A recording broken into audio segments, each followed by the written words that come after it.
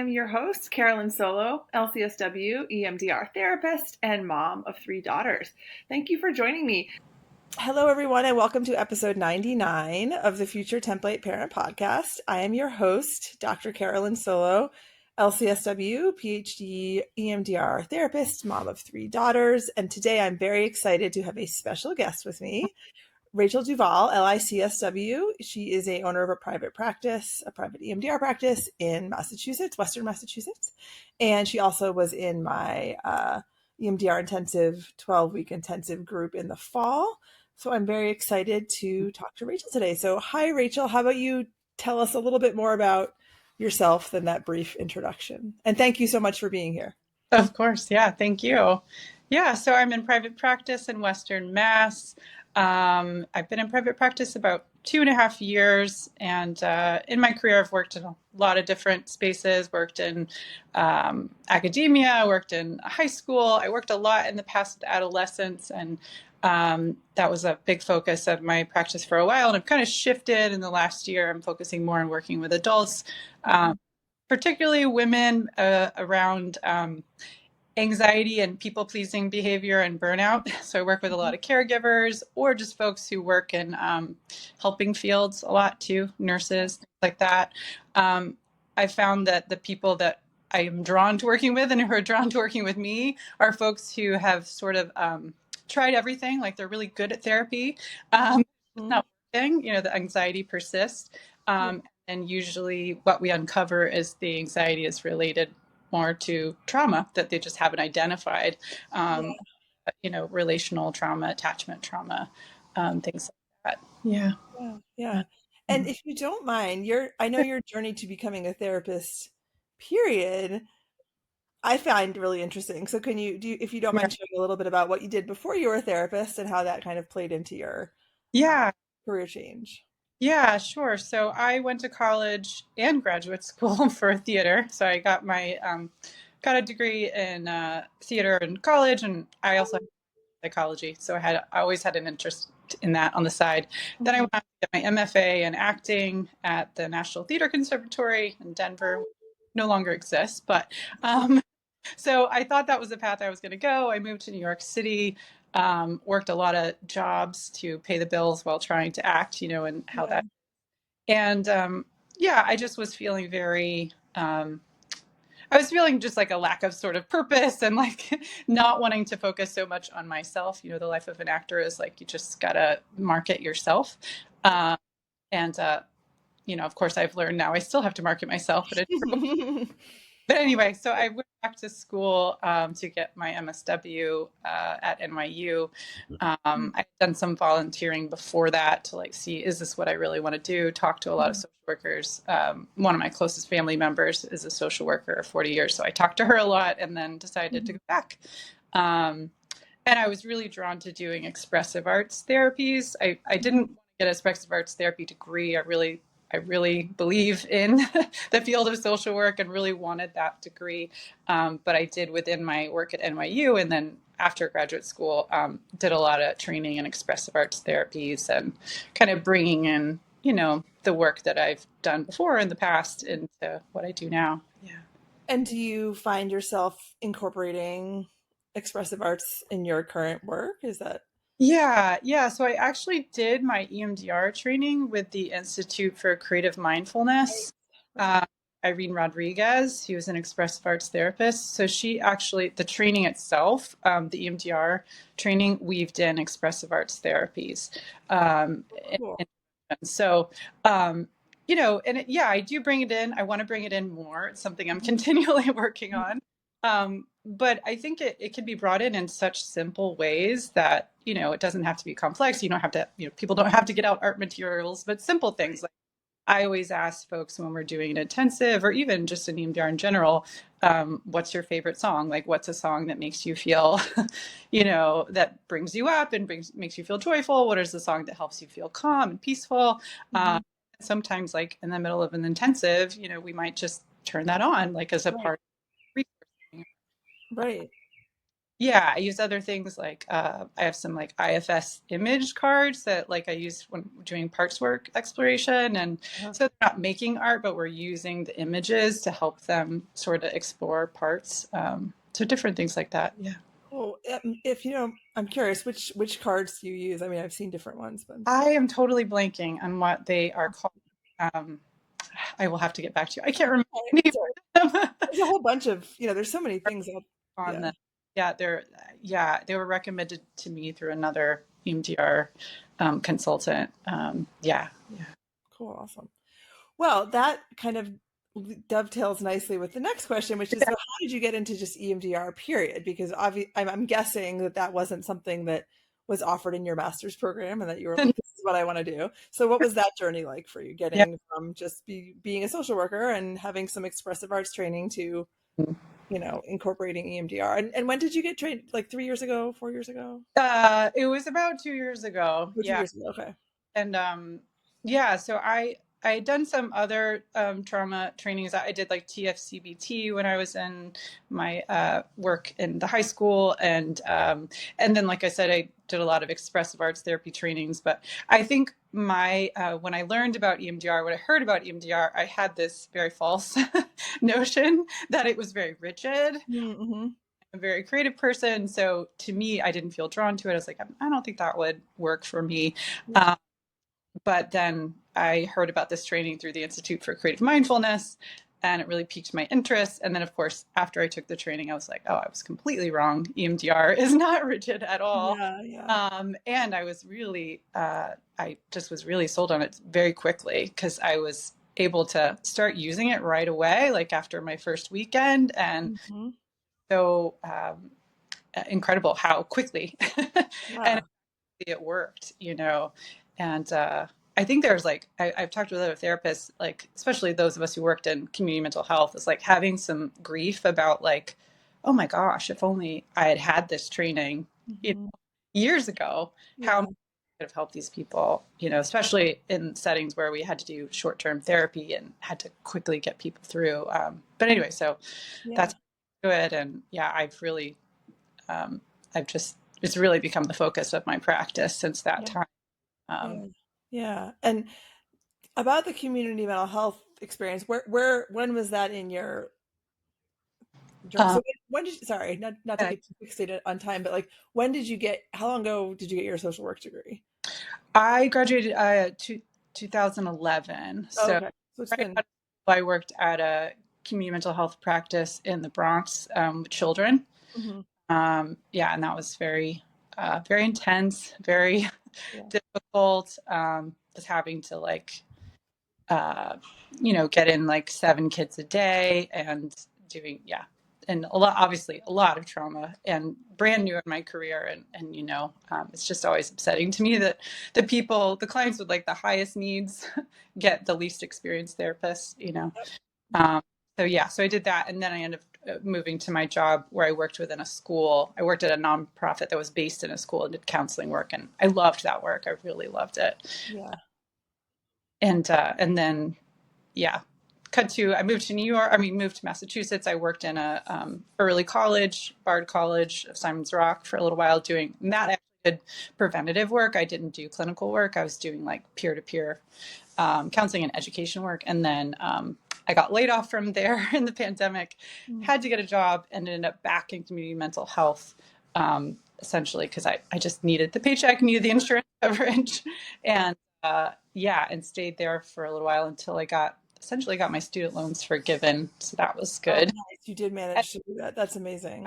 yeah, and then I started building my practice on the side while I was at that. Yeah, Wow. yeah, A yeah, lot of things going on at once, especially in the midst of yeah. the pandemic.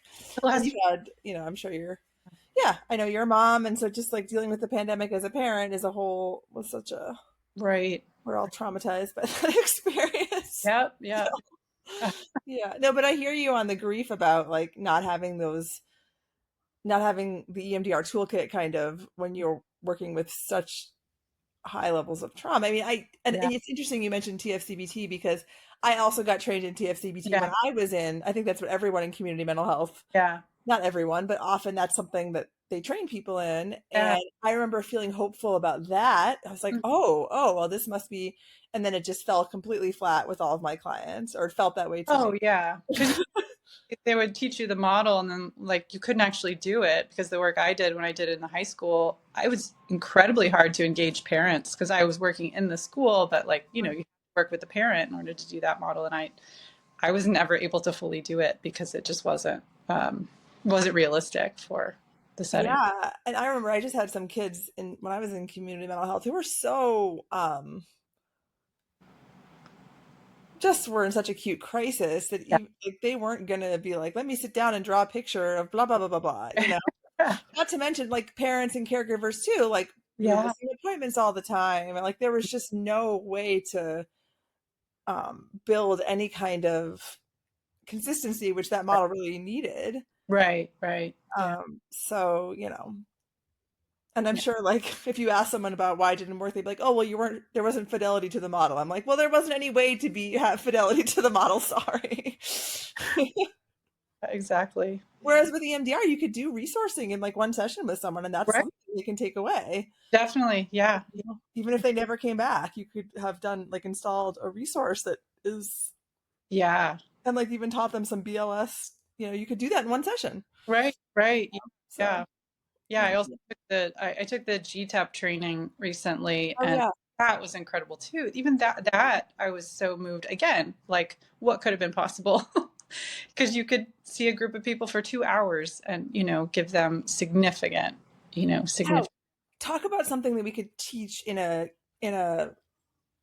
like a community setting. Right, That right. would be so awesome because the model is built on like disaster relief. Like Right. it's supposed to happen immediately. I mean, Yeah, it can happen immediately, yeah. Yeah. I got and excited about the possibilities of so that, exciting. and I mean, especially of the moment. I know. I mean, the moment that we're all living in, but just like thinking about how I was like getting lots of ideas, like how I could use that with my community and Mhm. what everyone across the country is going through right now. But Totally. with folks who are undocumented, our community, or yeah. So anyway, it got me really excited. Oh my gosh, and I Yeah, like all of us, I've been watching those awful videos of like ICE just, yeah, tearing people from their home. Like, yeah, what would it be like to like just provide some nervous system regulation maybe for some yeah. of the people that witnessed that? Yeah, yeah, we just had one literally like a block from my office. I was in the middle of doing, EMDR sessions, and I came out of my office and one of my colleagues was like, "Did you hear what just happened down the street?" And yeah, literally. And now I've seen that video all over the internet. But yeah, I was thinking how we could use it to help, like you said, folks who witness it, folks who yeah, Like yeah. the families, whatever. I mean, just Right. folks who have been through it and are, if at some point hopefully get reunited with it, whatever. There's Yeah. just so many applications, and Right. and I think certainly for like, you know, people working in those communities who Yeah. feel so much vicarious trauma Hmm. and seeing like people they care about, their client, yeah, there's just so many. Yeah. Yeah, I mean that's something that inspires me about EMDR in general is something that I want to do more work with. Like I said, I work with helpers and caregivers, but I've also thought a lot about secondary trauma, moral injury that folks experience, especially thinking back to my colleagues working in community mental health and the pandemic. Oh yeah. Incredibly, uh, Yeah. Yeah, absolutely. Yeah, I think the applications for moral injury are so important, yeah, and I think I've been thinking about this a lot with the like idea of moral injury. Like so many of us are experiencing that in so many levels right now just by witnessing this stuff, and then it's so incapacitating, right? yeah, And so that keeps us from being able to be responsive in a way that feels aligned with our values because we're so flooded, and right, it's just has this knock-on effect, which of course I think is the intention of the people inflicting those things. But um, for all of us to feel like we can kind of recoup and keep right, going, there needs to be some way. Like, yeah, and I love the idea of using GTEP for that. yeah, yeah, That's yeah, really cool. yeah, Well, that's kind of a nice transition then into talking about intensives because I think also GTEP works really well in that format. So, just in terms of like your journey to intensives and how that, where you started, where you're at now, uh, yeah. if you, I would love to hear. Yeah. what's been going on since I know we've been talking here Right. bits and pieces back and forth since the end Yeah. of the program at the end of November, but kind of what that journey's been like. It's been, I don't know, 6 or 8 months since Uh-huh. the group started. Yeah. Yeah. Yeah. Well, I mean, I think like so many of us have said, once you start doing EMDR work, you see how, effective it can be and how, you know, quickly it can work. And at the same time, how limiting it can be when you're doing week to week therapy. I would see folks, and as we've all said, you get into something, and by the time you get into something, into reprocessing, you got about 20 minutes, then you got to wrap it up and move on. Yeah. um, and then especially when I'm working with folks who are parents, who are caregivers, or just folks who have incredibly, um, I don't know who doesn't have incredibly busy lives right now. Well, that's Like, that's reality, right? Everyone has incredibly busy yeah. lives.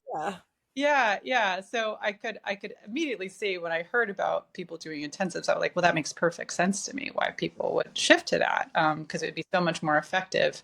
And I think, I think also with EMDR in general, and I think with intensives, it's like I want to be able to give people a sense of like hope, like, and I Yeah. think it's such Yeah. an injection of hope when people can see like a change in themselves so quickly. Mhm. And so, yeah, it really appealed to me. So, I'm a very like thoughtful about choosing coaching programs and things like that. So I always joke that I like follow people for like at least a year before Oh, I even yeah. consider. That's the way to do it, honestly. So yeah, so I was following you for a while. I listened to like every single one of your podcasts. I found them so helpful. I'm just being completely honest. It just helped me clinically so much to listen to your Oh, I'm so glad to hear that. yeah.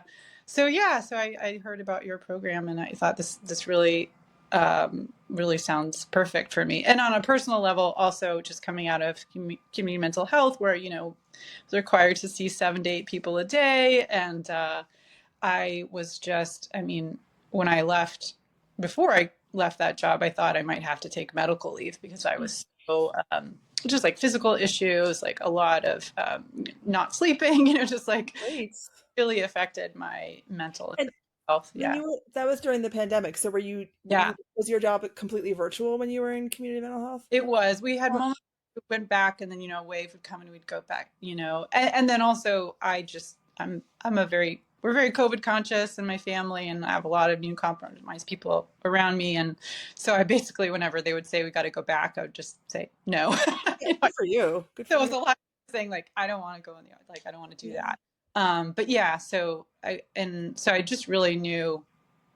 And I'm, at the moment, I'm the primary earner in my family. My husband has consultant work, but it's not, as steady. And so, but I just knew, I was like, I can't see 20, 25 people a week and be okay. And I live in a very, expensive part of the country. I love Massachusetts and all that we have, but it's expensive to Yep, live I hear you. Same with here. Vermont. Same Yeah, with so Vermont. I gotta figure out a way to make this sustainable for me. And also just like coming out of community mental health, speaking, getting a moral injury, just like having a lot of like working through in my own therapy, like a lot of the shame that I felt like, because I was like, I was not doing good work, Yeah. not my best work, and I just don't ever want to be in that position again. Um, Thank you for saying that because I think a lot of us feel that and are afraid to like say it out loud. But I yeah, think it's such a huge part of this right. puzzle because you see these people talking about like, oh, I see 40 clients a week, and I'm like, I don't care who you think you are. Yeah, I don't care how smart you are, how skilled you are. right. That is not good for you and it's not good for your clients. And Oh, there's no shame in saying, I can't do good work when I'm, no, of course you can't. I yeah, remember being mental health, seeing 10 people a day. And I was like, I would see someone's name. I'm like, I don't even remember who that person is. yeah, yeah, And then they'd show up in my office and I'd be like, oh yeah, okay, okay, right. Like right. what was good and feeling that moral injury because we felt like we were supposed to be able to do that. Right. But Yeah. that's just not real. So I appreciate you saying that aloud because I think a lot of people feel it and we feel like there's something wrong with us that we had that experience. I don't Yeah. think there is. It's the system, of course, always. Right. Yeah. Yeah. I But mean, sorry, I just wanted to say that I think that's important to name. yeah. Yeah, and I just wanted to have a sense of control over my every, and when I was working there, we were seeing, I had 150 people on my wait list at one point. Like and there was just pressure to like get people through, and anyway. As if people in those settings were ever going to get through therapy, Oh no, yeah. especially in the way that we were seeing them, you know? Yeah, yeah, working with people with persistent mental illness, like active substance abuse, like, Living in poverty, living yeah, in the most, traumatizing environments, and you're like, oh, well, 12 weeks of therapy should do it. It's like, right, do what exactly? right, What are you right. trying to do? Yeah, yeah. And I think the other piece of it too is that I wanted to be able to be available. Like I think therapy's great. I love therapy, obviously, but I think obviously there are other things that we have to be paying attention to in our communities, and housing, food, access, things like that. So I wanted to be a part of work in my community Right. that's doing that. So having my practice set up this way, like I'm able to participate in mutual aid work in my community with organization that I, really believe in, and called Bridge, Multicultural Bridge. But they do amazing work. But I wouldn't have the time, the Right. energy, you Right. know, Right. able to donate when I am, Mhm. able to, Absolutely. or I not building my practice in this way. Yeah. Yeah, and I think too, like, that's so important because I think that, in this, always this has always been true, but it feels even more true now. Like, we have to be connected to our communities Yeah. because if we're not, you know, I mean, things are already crumbling, but I feel like that's the only hope we have is to Yeah. feel this level of connection to the people around us. Right. Right. Like, isolation is what's driving so much of this. Yeah. Yeah. And I think it's so important for us to find ways to feel really connected to helping others that we're actually going to see, that we're actually going to interact with, Yeah. Yeah. and yeah, if you're seeing 40 clients a week, I don't like, and you also are expecting yourself to do that, like, Yeah. No. something's going to break. Like Right. you said, you're on the verge of taking medical leave, which makes total sense. How many people, when I worked in community mental health, people just disappeared all the time. Oh my gosh. Either Yeah. they just quit or they went out on, like, who knows, you would just come into work one day and they'd be like, oh, Lisette's not here anymore. Oh. How do you Right. know? Oh, well, she just emailed me and said she was never coming back. Okay, here's her caseload. And you're like, Yeah. shit, Oh my God. it was awful. Anyway, so Yeah. yeah, I think that all plays a role, right? So you want to have the capacity to Right. engage in other ways that matter, that are so Right. important, Yeah. And Exactly. so, yeah, back to intensive, that feels like that Yeah. actually allows some of that. Right. Right. Yeah. And the other thing I noticed about intensives, I'm fairly new to it, but I've done several 1 day intensives, and I've done one 3 day intensive. I'm going to do another one this month. Yay! And then another one, she had an emergency and had to reschedule to later next month. But anyway, but one thing I've noticed about doing intensives is I don't feel exhausted the way, working with one person for 5 hours does not feel exhausting in the way working with five different people Mhm. for 5 feels. It's really fascinating, but it Yeah, I makes, wonder, what do you think that for you? What do you what feels like? How does that work, do you think, for you? Because I yeah, feel the same way, but I'm curious what you think that's about. I think it's not having to shift gears five Mhm. times and like get into a new flow five times, Yeah. Yeah. Um, I mean, I also recently, officially got ADHD diagnoses. And I think for me, working that way, like being able to just dive in and focus on one person and stay in that flow Mhm. for the whole time works much better for my brain. Yeah, for sure. Yeah, yeah. So I think, yeah, shifting from hour to hour is a whole other level of exhaustion that I just don't experience after Yeah. an intensive day. Yeah. I mean, I think there's this sense that, like, both you and the client are kind of in this flow state. Right. Yeah. There's this synergy, Right. especially because you're not like, oh no, 10 minutes to go, like, let's move this along, like, you can kind of let go of that, and that allows you to be present. I don't know how you're supposed to be present when you also are looking at the clock. That's Exactly. the opposite of being Yeah. present. Yeah. Because, Yeah. Have like, 5 minutes to go to the bathroom and 5 minutes to like look at what am I doing with this person? exactly, right. Yeah. Yeah, yeah, yeah. So tell me a little bit about what your experience with some of, like the 1 day and the 3 day, like how, and Yeah. I'm also I find it so interesting to hear like how different people like bring in other, make them unique for themselves. So How Yeah. would you describe, your intensive experience with clients so far? Yeah. Yeah. Well, so far, it's mostly been with folks that I already was seeing regularly. Mhm. Um, and so basically, I just, as with your encouragement, even though I was nervous about doing it, I just started presenting it to folks that I was seeing weekly as an option that I thought it would be a good fit for. Mhm. Um, and several people took me up on it. So those were mostly, I think I've had 3 or 4 clients I've done 1 day intensives with Awesome. that kept me that way. We were working weekly together already, and they had some really specific things they wanted to work on, and it just felt right. Like this fits well. Yeah. Yeah, so that, and then I had one 3-day intensive person who just found me through Awesome.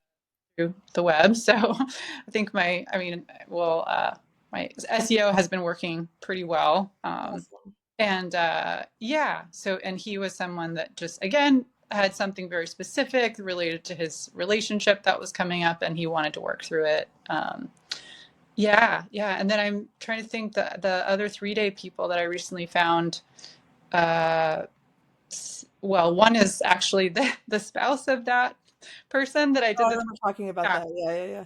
through. I did get some consultation on that, and then talk to each of them individually about it, and they were comfortable with it. Um, and Yeah, I think it's very different when you're not doing continual work with Yes, someone. 100%. Yeah, um, Yep. Another yeah, great thing about intensives is you can, as long as you're very, of course, careful and disclose right, whatever, but like there are ways to do that yeah, that yeah, you definitely couldn't do in an ongoing relationship, for yeah, sure. exactly. Yeah, so that's it so far, and I think the biggest thing I'm working on right now is the scheduling and Yeah. keeping.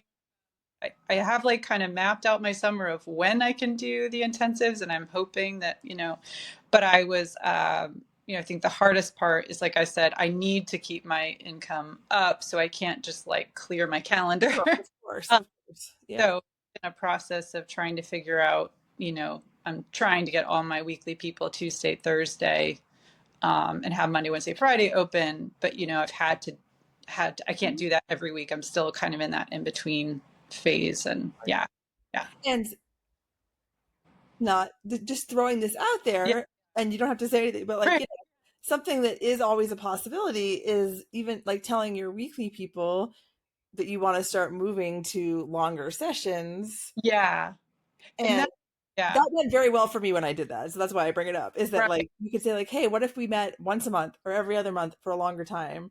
yeah, Then you can kind of stack things differently, and you're starting to move towards a schedule that right, is right. not quite so 5 clients a day kind of Yeah, thing.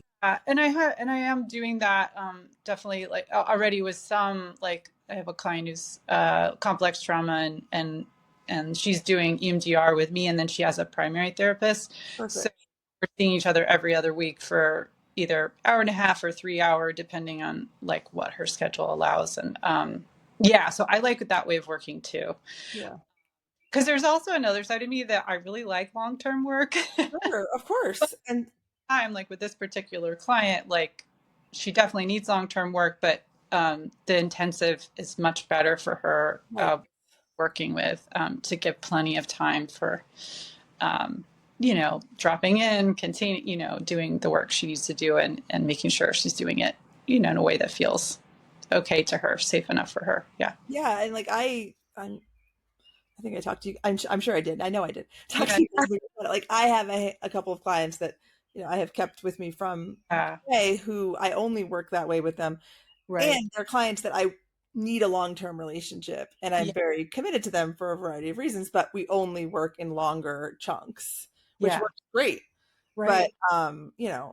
of course, I think there is so much beauty in that long-term relationship. What I like about intensives is that we're also saying like that's not the only way therapy can be Right. done. And for some people, maybe it's not the best way or the Mhm. way that fits into their life right now. Yeah. You Yeah. know? And I think it's really important that we have options that fit people's needs instead of just saying, oh, the only option is you meet with me every week for 50 minutes. Yeah. You know? Yeah. And people want other options too. Yeah. Yeah. And I So think the way I market it too, and I think it's authentic, it's true, is like you want to go, there again, therapy is important, but I think that people want to get back to other things in their lives, that also support their healing. It's like, Right. It's yeah, not the only yeah, thing. let's do some EMDR intensive therapy, but let's get you back into your yoga practice or whatever your Exactly. or whatever it is that helps support your healing, that you can devote time and energy and resources to as well. Yeah. Right. And that, like, with an intensive, you can get to that place so much more quickly. Yeah. Yeah. And I think also, like, therapy is a very individualistic practice, Mhm. right?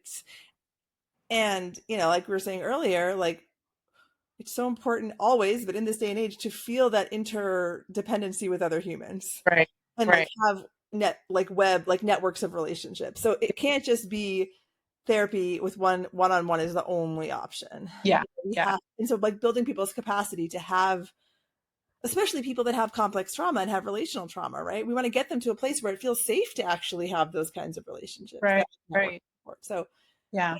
anyway, these are all things I've been thinking about. Yeah, and I think, like you said, of the moment, like I mean, we need to be with the ongoing trauma that's happening in our communities, in our world. We need to be able to, I don't know, like, have things that are quickly to be able to help people respond so they can get out of that frozen state and be able Right. to function and do what needs to be done to support themselves and each other. Yeah. Exactly. And that frozen state makes sense. It's not like someone is, there's something wrong with a person that's what happens. Like, Right. it's designed to free, like, yeah, like we were saying, it's designed to Yeah. freeze us, right? But we Right. need to feel empowered to do something. Yeah. Mm-hmm. Mm-hmm. Um,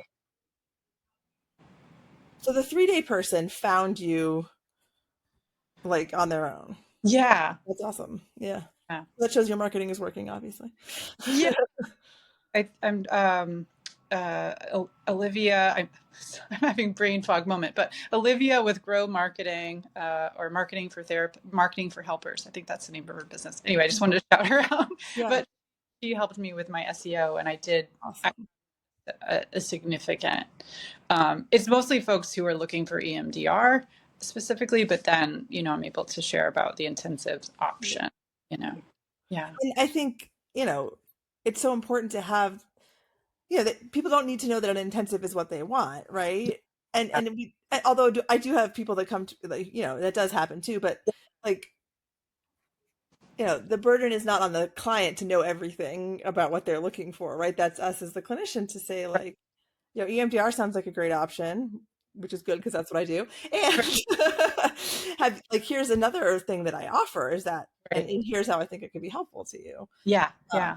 and sometimes people are just like, oh my gosh, that does sound good. They just don't know. Why would they know, right? Right. Right. Um, Something I did want to ask, because I know that one thing that I thought was really cool when you entered the group is you'd already done a lot of money mindset work and you already had a really good what am I like hourly rate, Yeah. which was Yeah. awesome because not everybody in the group had gotten to that place. Yeah. So that was great because but I still think for you there was some, like, you had to figure out what felt like it worked for you. So how did you get to a place where you felt comfortable charging? Your intensive is like the 3-day one is It's like 59.50. Yeah. exactly right. So 6,000, right? How did Yeah. you get to it? Which, of course, I'm like, yes, do that. That's what it should be. And Right. I'm Right. sure the person's results made it feel worth it to them. Yeah. Yeah. Obviously, their spouse is doing one. Right. Right. But what was that journey like for you to feel like, okay, this is what I need to charge? Yeah. Yeah. I mean, like you said, I did do a lot of work prior to get to my hourly fee that I had. And again, shout out to Felicia, the bad therapist. She helped me. Yes, so awesome. I Yes. did with her. Yeah, so I worked through a lot of the discomfort around that and just like owning it. And I think the main thing is just I always come back to, which Felicia promotes and you promote, is like not basing my fee on what others think I should or what other people are charging or my level of experience or whatever it is. Although those are important things to consider, but honestly looking at what do I need to make to sustain myself, my practice, to do good clinical work, Right. and that's what had to drive it, Mhm.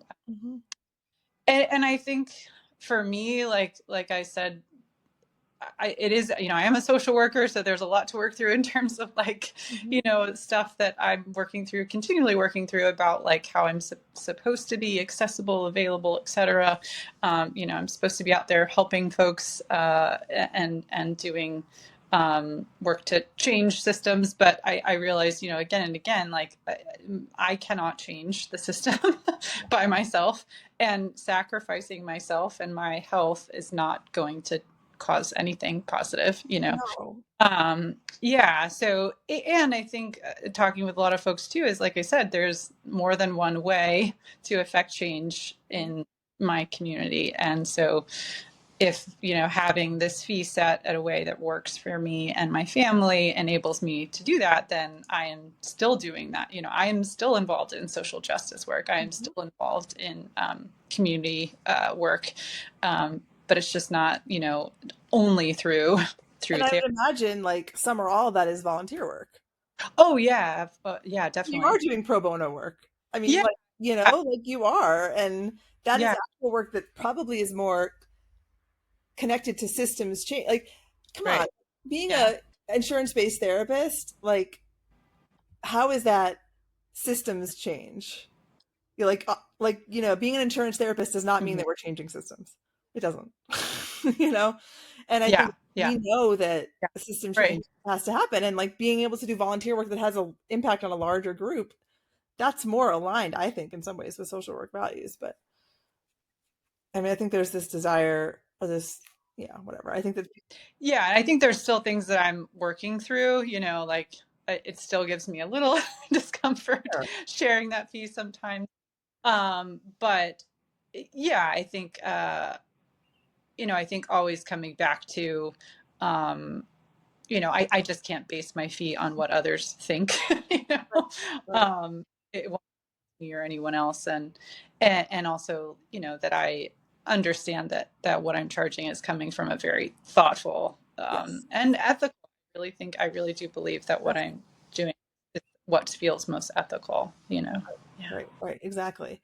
Um, just last question. What do you hope, what's next? What do you hope is next for your practice? What are you hoping, over the next year or 2 years? What would you like to see happen Yeah. in practice? Yeah. Yeah.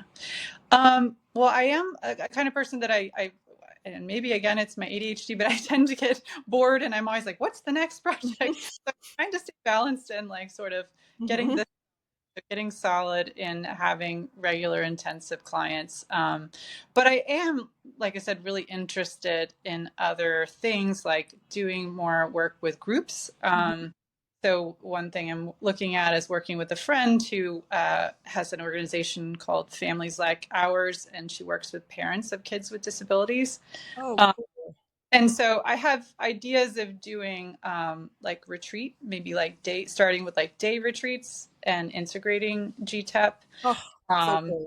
yeah. And then I would like to expand and work with other providers. Like one of my colleagues is an acupuncturist, and so Hmm. involving her in the work. And then I also love dance movement work, and I have a colleague she's training to be a therapist right now, and but she's also a dance movement teacher. And so integrating things like that, like I'm really excited about.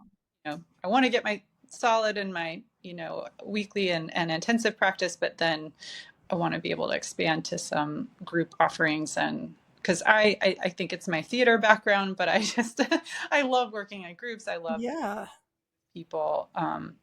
Yeah, That's a version of accessibility as well because people are not going to be paying as much as they would for an individual session. exactly. Yeah, yeah. And my friend who runs Family Hour, she's like a excellent. She knows about grants, and so we're Mm, that, and yeah. amazing. Yeah, and I am trying to connect with other providers too, because I want to do more work like you've done in Vermont with the Victims Crime Fund, and Hmm. Hmm. so yeah, so I'm excited about those ideas, and so Yeah. it's the balance of like keeping the main thing sustainable, but like I'm excited about other directions could go, and And what I hear just in general is you are creating a practice that is outside of this model that we're told is the only way, Yeah. right? Yeah. Right. And Right. that's so much of what I think is important about like opening up people's eyes to the possibilities of intensives is because Right. there are, I think it gives you that space to be creative and thinking of Yeah. what are other ways that I can work. Like Yeah. it doesn't just have to be this way. Right. Right. And it's funny, like when you're in your own little bubble of like, I talk to a lot of intensive therapists. Like sometimes I'm like, well, everyone's doing this. And then I like talk to, I'm like, oh, no, no, no, no, that's No. completely not true. So it's like, there is, we are making, I think it's an important kind of change too, of Yeah. saying like, let's think about what healing can actually look like. And Right. and maybe the model that we've been doing, I I still have a weekly therapy, whatever. Like there's a lot of Right. value in it and it's so Yeah. beautiful, but like it's not the only way. And Right. anytime we think something is the only way, it's like, well, that's a problem right there. Like that's Right. very much a Hmm. and where does a 50-minute session comes from? Oh, it's dictated by insurance companies. Exactly. Yeah. So it's not client care driven, of course. Yeah. Yeah. I mean, So there's a lot of horribleness happening right now, but I'm really excited to see the ways that therapists and social workers and other folks in healing spaces are working, learning to work outside the systems and come up with creative ways of helping people and healing communities. Yeah, it's exciting. and Yeah. there's ripple effects always of, Mm. you know, Yeah. like we we're saying, if we can help someone feel like they have more capacity, Right. what are the Right. ripple effects of that, Yeah. And Exactly. like I'm not saying that we're the ones who are, but like we have Right. a role to play, and I think that, with EMDR, like we have such a powerful skill set. Hmm. Hmm. Um, what an opportunity to use that creatively. Right. Right. Totally. And I think that I love the idea of doing group work with like doing, GTAP with, Hmm. that's just such an amazing idea. And I think more and more I would love to see people thinking along those lines. Yeah. Yeah. Like, and so yeah, I would love to hear how that's going because I think that's Yeah. really, Yeah. maybe I feel like this is what everyone says on podcasts. I'm like, maybe Yeah. I'll have you back on when you're Yeah. doing that. You can but Right. seriously though, I think it's so interesting and I think people are very curious about it for good Yeah. reason. Yeah. Yeah. And like I said, it's a form of accessibility, right? Group work is a form of accessibility Mm-hmm. Yeah. Yeah. and has powerful healing capacity that individual work doesn't have. Right. Right. you know, Yeah. And I don't have experience with couples therapy really, but that I've other folks doing that, couples therapy, family therapy, like, yeah, it's very cool to think about it's possibility. very cool. I mean, I think couples intensives are very, very interesting. I'm Yeah. like, maybe someday. I feel like right now I'm like, I don't know if I I, have the. I've had to tell myself no, because a part of me is like, I could take another training. I'm like, no, no. Yeah. No. Like it's not that there isn't a need, but that's not the point. Like we can't be all things to all people, Ex- right? Yeah, yeah. I You have just a great colleague who's a couples therapist, so I yes, just exactly. And honestly, that's a positive business decision because the more we are like, you are the expert in this, the more we're going to get that in return, right? Right, right. So I think that's just, Yeah. we all need to help each other. Rising tide lifts all boats and all that stuff. We all want other therapists. Ideally, we should want other therapists to be successful because it will help us. It doesn't need to be competitive if you're doing the stuff you need to do to fine Right. tune your own practice. Yeah, yeah. And I will say that's a key too in terms of getting comfortable with my feet is surrounding myself with other therapists that like really truly believe there's room for all of us, and who want to celebrate you and lift you up around this rather than like question or compare, And again, like that's why I think groups like the group that we had in the fall are so powerful because that's what everybody was Yeah, on board with. absolutely genuinely supportive of everyone's Yeah. success and yeah, yeah. And it's been so cool to see what everyone is expanding into and Yeah, doing and yeah, their absolutely. growth. And, there was a lot of growth in 3 months and it's continued, which is so cool to see. Right, right. Yeah, So, yeah. but, and it was just so great to have you in the group. It was just like it was a really wonderful group, It, really. yeah, yeah, and we've stayed connected. I mean, everybody's super busy and everybody's a mom, so it's hard to like get on a Zoom call. But we've stayed connected Oh, I'm glad. with each other, and Yeah. we've had moments where someone's, struggling with something and we help problem solve, or, it's been really great. Yeah. And that's one of the most wonderful things that comes out of any of these programs that Yeah. I found is like, yeah, I'm very much still in touch with this group that I went to on this Vegas retreat with a couple of years ago and for intensives. And yeah, and we all cheer each other on and talk about business things, talk about clinical things. Yeah. Like, oh my gosh, our field can be so isolating. Yeah. And Yeah. that is detrimental and dangerous, really. Yeah. That's the other drive to me to do more community group work, is because I'm like, oh, this isn't good for me as a human to just, Yeah, doing my business all by myself. It's just not the way, that's healthiest for me. But I think anybody, you got to have connections. Yeah. exactly. I mean, I feel like it's so important to have those resources Mhm. and yeah, they go up, they last and they continue and we're all just building our own networks, which helps Yeah. everyone. Yeah. Yeah. Yeah. Well, I do want to be mindful of time. Speaking of being Yeah. busy, we're all busy. Yeah. But thank you so much. This was You're welcome. wonderful to talk to you and Thank just to catch up. But Yeah, yeah, and I'll be reaching back out to you again too, because I'm ready for certification, but I got to get all my all all right. pro, so I got to get all my stuff Oh, lined up. sure. Yeah, Whatever you need, yeah, write you a letter or whatever. But thank you again and enjoy the rest of your I know you're having a fun weekend right now, so yeah, enjoy that. Thank you for making some time to talk to me.